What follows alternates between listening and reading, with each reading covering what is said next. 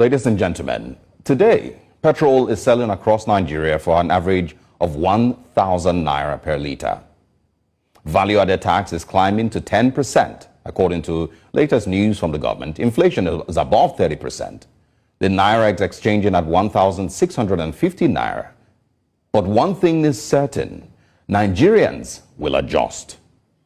The Nigerian ability to adjust to pain is mysterious. And that's all we do. We adjust. It's our blessing and our curse. It's the thing that makes us able to thrive in any part of the world and come out on top in comparison to other people around us. But yet, it is our biggest curse. It's the curse that makes us find excuses to understand why we continue to suffer, no matter how bad it is. That curse will make you adjust and never actually demand an end to your suffering. If the great Fela Kuti was alive today, he would have made another suffering and smiling song, if you remember. A remix will be due in 2024. Now, those elected into office are not bothered because you are Nigerian and you will adjust. Those elected into government will continue to gather so much so they never get to feel your pain. They will stay in government and fund a life of dreams for their families, send their children to school abroad, buy houses abroad, even buy new citizenships for themselves in choice countries around the world. But you, the average Nigerian, who stood in the rain and sun to vote these people into office, you will adjust. Yes, you will.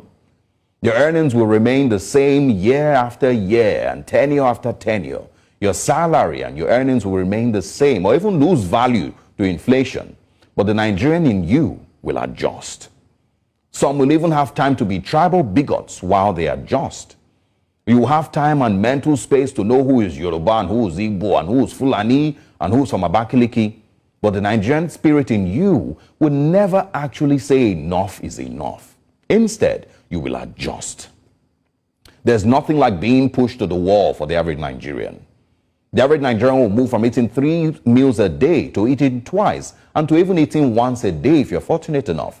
And the average Nigerian will convince himself that they don't even need to eat that much because you are busy. Yes, you will adjust. And a few months later, you will be pushed again to the wall with new taxes. The wall in Nigerian context is elastic, so you never really fight back because there's always space for you to make adjustments to more suffering. There's space. In the last few weeks, there have been stories of dozens murdered or kidnapped in Sokoto and Zamfara state. Those lives are not less important than the lives in other parts of Nigeria. And we all know that our government is failing in its most important task, the security of lives and property. Businesses are failing. Nigerians can't afford food or transportation. But as our fellow Nigerians mourn their loved ones in Sokoto and Zamfara and some of all those states, and as Nigerians are introduced to new taxes and the most expensive petrol in our history, once again, we will adjust and adjust and adjust.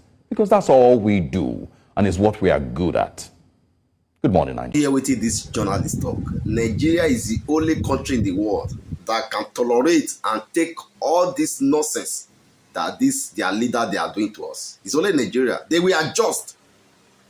I make a video of this and I say this petrol, this fuel price, it will go into 2,000, 3,000, 4,000. For here, our eyes will be seeing it. Nothing will happen. We adjust. We will adjust. All what is happening in Nigeria, if only 2% of it happen in every other country, I don't think that country will still be existing. Nigeria will adjust. I don't even know. I call it, is this suffering and enduring? Endure. And you know that these things you are doing, these things is inhuman, it's unbearable, it's uncalled for. Nobody will accept it at all costs. Nigeria will still endure.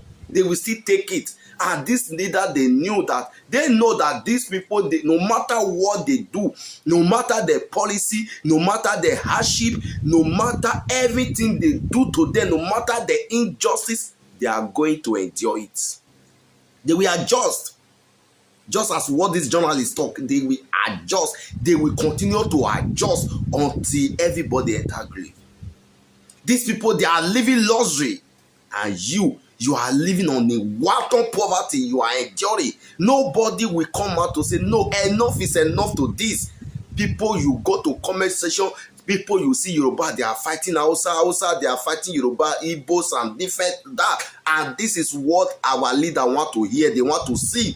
They want to see division. They want to see quarrel among the masses, among the people, so that they will continue to live lost. Because these people, no matter how, even though they are selling price of petrol 3,000 naira today, they are going to afford to feed their town, for their children, for their wife, because your common resources, they loot everything, they keep it in their house.